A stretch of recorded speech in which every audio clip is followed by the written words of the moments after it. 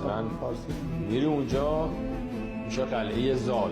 ما در ایران قلعه زال نداریم، شما اینجا سیستان داریم، اونورم سیستان داریم. اما مثلا میری اونور مزار شریف میشه استان سمنگان، میای این ور ما خیابون سمنگان داریم. اون خیابون با استان خیلی فرق. بعد در اونجا شما تخت رستم دارید، ما اینجا تختی حتی دوشک هم نداریم دوشک رستم، میدونید؟